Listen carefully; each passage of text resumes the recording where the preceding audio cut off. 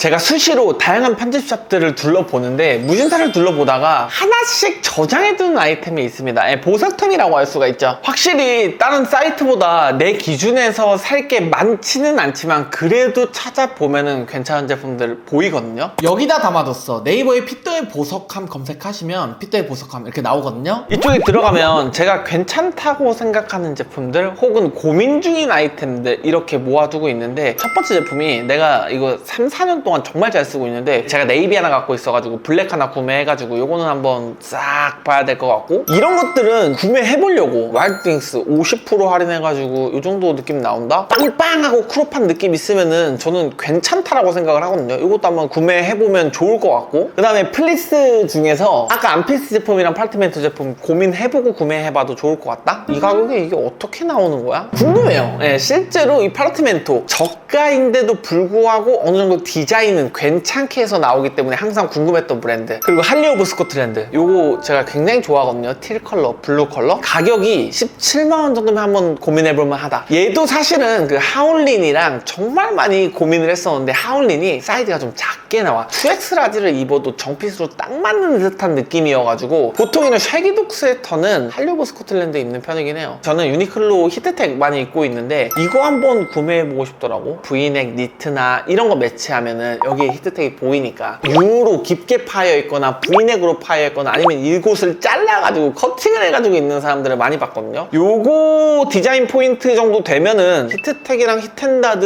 놓고 비교해봐도 되지 않을까? 고민해봐도 되지 않을까? 라는 생각이 들어서 요것도 한번, 야, 이거 입고 리뷰할 수 있을까? 한번 트라이는 해볼게요. 그 다음에 대배시용 신발이 생각보다 편하더라고. 그러니까 이런 디자인성이 강한 제품들은 착용감에서 불만족스러울 수가 있는데, 야, 내가 대배시용 얄쌍한 스니커즈 몇 개 가지고 있는데, 야, 착용감도 이 정도로 괜찮다라고 하는 제품들이 있어가지고 이것도 한번 리뷰는 해보고 싶다 라는 생각이 드네요. 다음에 제 슬리퍼 수부. 제가 수부가 4, 5개 정도 있거든요. 이거는 구매한다기보다는 그냥 가지고 있는 수부 가지고 신으면서 느꼈던 부분을 같이 한번 얘기해보면 좋을 것 같다 하면서 쭉 둘러보면서 또 장바구니 채워서 배송시킨 다음에 제품 도착하면 리뷰해보도록 하겠습니다. 장바구니에서 숙성 중인 그 보석함에 담겨있는 제품들을 정말 구매하고 싶은 것들만 구매를 한번 해봤습니다. 오늘은 뭐 추천이라기보다는 리뷰 영상이라고 봐주시면 될 것 같아요. 이렇게 6가지를 구매를 했거든요. 다 구매 이유가 나름 있기는 해. 그리고 솔직하게 한번 리뷰를 해볼까 합니다. 첫 번째로는 노아 비니. 이거 내가 네이비를 일본 여행했을 때 노아 매장에서 한 2, 3년 전인가 구매를 해가지고 정말 잘 썼거든요. 근데 나 비싸게 주고 샀던 것 같아. 기억이 확실히 나지는 않는데, 확실한 건 내가 59,000원 주고 산 것 같지는 않거든요. 그래서 한번 내가 가지고 있는 비니랑 비교를 해보고자 구매를 했는데 크게 다른 건 없습니다. 우리가 소재에 많이 집착하긴 하지만 보통의 이런 스트릿 기반, 그러니까 노아도 스트릿이라고 보기엔 좀 애매하지만 스트릿을 좋아했던 사람들이 나이가 들어서 약간 좀 클래식이 가미된, 그래도 힙하게 입을 수 있는 브랜드잖아. 이런 브랜드에서는 보통 다 아크릴 100으로 나와. 근데 이제 국내 브랜드에서 아크릴 100으로 나오면 야, 이거 뭐야, 존나 싸구려 아니라고 하겠지만, 스트릿 브랜드들은 대부분 그렇다. 뭐 스투시, 슈프림 대부분 그냥 아크릴 100으로 나옵니다. 59,000원에 이런 비니를 하나 산다라고 하면은 생각이 좀 많아질 수가 있는데, 노아의 로고 플레이를 가져갈 수 있는 비니다. 노아가 진짜 압구정에 있는 매장 가보시면 알겠지만 가격이 깜짝깜짝 놀라거든요. 보면은 막 자켓 하나, 뭐야, 90만원? 120만원? 200만원? 이래버리기 때문에 이런 브랜드에서 모자를 59,000원에 살 수가 있다? 그런 메리트로 구매하는 제품이에요. 이거 보풀 일어나는 건 어쩔 수가 없거든. 그거 그냥 감안하고 하셔야 돼. 나도 노아 비니 쓰면 보풀 막 다 일어나고 있는데 그냥 써. 너무 좀 거슬리는 것만 손으로 떼가지고 쓰긴 합니다. 그냥 뭐 너무 좋다, 잘 샀다. 역시 이거는 이 로고 플레이에 대한 니즈가 있는 사람들이 노아로 가져가 주시면 이거는 그냥 뭐 땡큐. 그 다음은 할리 오브 스코틀랜드 쉐기덕입니다. 기존에 내가 가지고 있었던 거는 2X 라지인데 너무 커. 그러니까 어중간해. 이런 제품들은 어느 정도 저스트하게 살짝 여유롭게 입어야지 예쁘다라고 생각을 하는데, 그거는 내가 그때 직구를 했었어가지고 사이즈 미스가 났었습니다. 그래서 이번에는 한 사이즈 낮춰서 X 라지에 구매를 해봤거든요. 핏에 딱 맞아. 너무 마음에 들더라고. 내가 지금 이게 나이가 들어서 그런 건지 스타일이 점점 바뀌고 있어서 그런 건지 모르겠는데, 한 2년 전에 나한테 이런 색감이 예쁜 부들부들한 쉐기동 니트에다 슬랙스나 데님 입으라고 했으면 안 입었을 건데, 뭐 꾸민 것도 아니야. 그냥 이 니트에다가 데님을 입고 나갔는데 괜찮아 보이던데? 스스로가. 그러니까 뭔가 꾸며 보이던데? 색감 색감이 이렇게 싹 업해 있으니까 이것만으로도 꾸민 듯한 느낌이 납니다. 이미 데이트할 때 한번 입었고 착용감이 너무 좋다? 이 절개 라인이 막 여기저기 들어가 있지 않거든요. 그냥 깔끔하게 어깨도 그냥 이런 식으로 들어가 있고 시보리도 따로 나눠지지 않고 이런 식으로 깔끔해. 전반적으로 깔끔한데 단점을 하나 꼽자면은 맨살 입기엔 야매때다. 저는 여기다 히트텍 하나 입고 있거든요. 그러면은 이 목선이 히트텍이 삐져나오지 않는다라는 가정하에 너무 좋아. 정말 따뜻하고 좀 멋부린 느낌도 나고 깔끔하고, 원래 이런 쉐기동 니트 같은 경우에는 클래식한 착장 안에 좀 약간 진지함을 떨어뜨려 주면서 색감을 확 넣어서 화사한 느낌이 주는 용도로 많이 활용을 했는데, 나는 평상시에 클래식한 착장을 즐겨 입진 않다 보니까 그냥 캐주얼,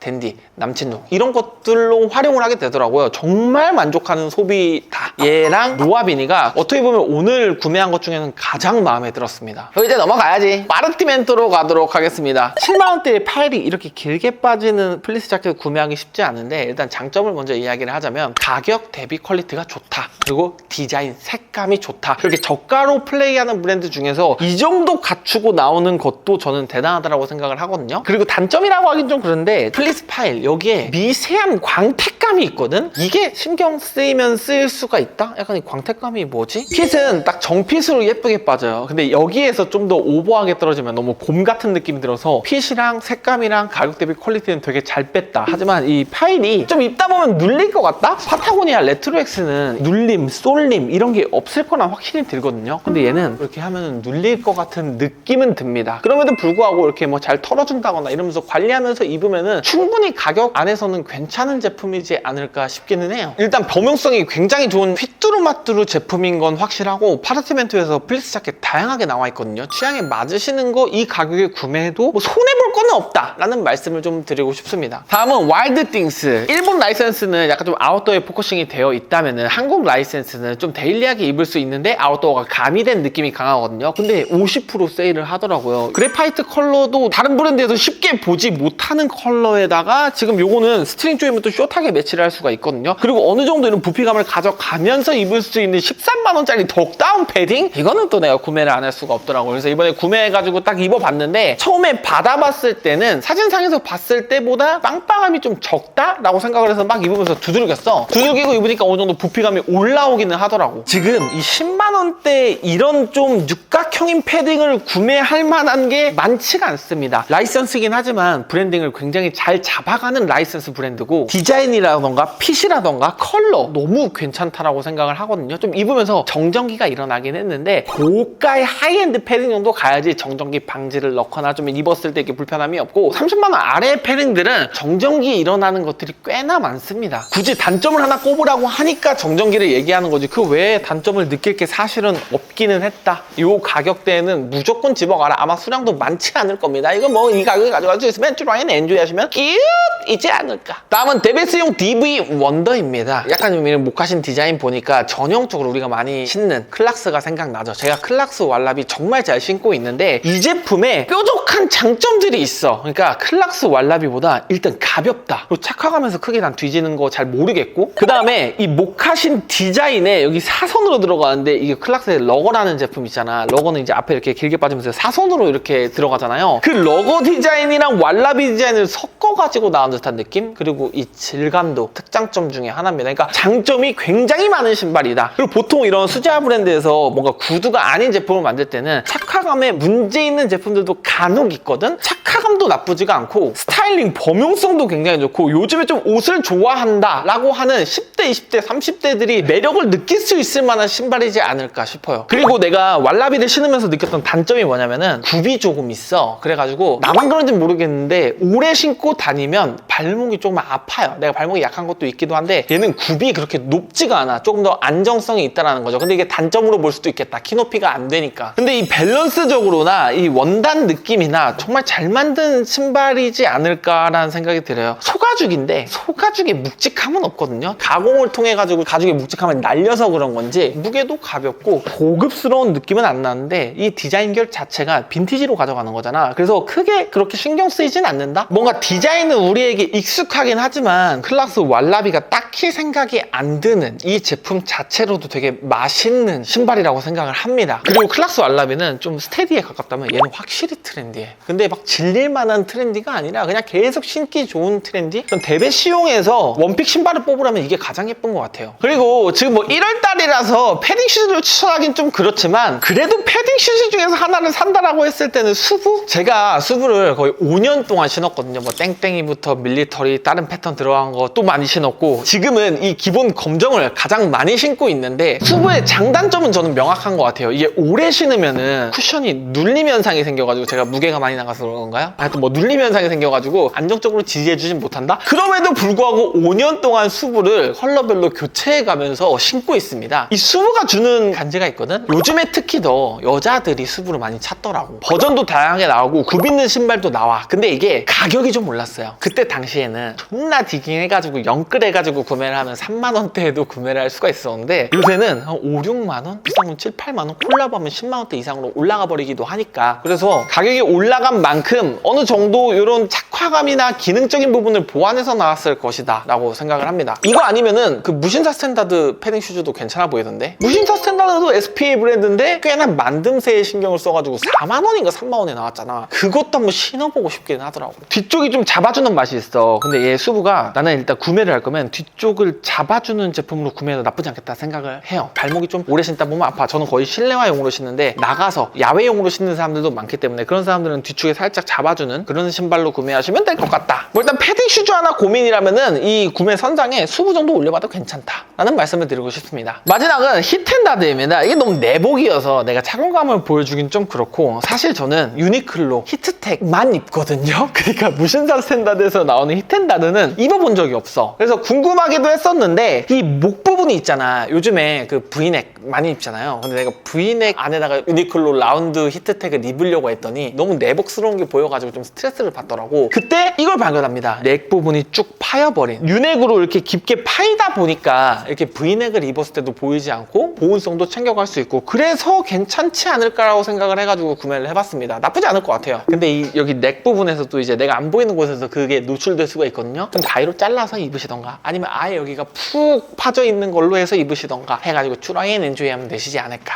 여기까지야. 오늘 이렇게 내가 보석함에 담아뒀던 제품들 가지고 와가지고 리뷰를 해봤거든요. 솔직히 마음에 들지 않는 제품들이 없었다. 꽤나 성공적인 쇼핑이었다 라는 말씀을 드리면서 내가 보석함의 제품들 추가 삭제하면서 정말 마음에 드는 제품들 딱 5개 미만으로 골라서 한 달 동안 경험해보고 그 다음 달 1일에 리뷰할 예정이니까 제가 고민하고 있는 아이템이 궁금하시다면 네이버에 핏더의 보석함 검색해주세요.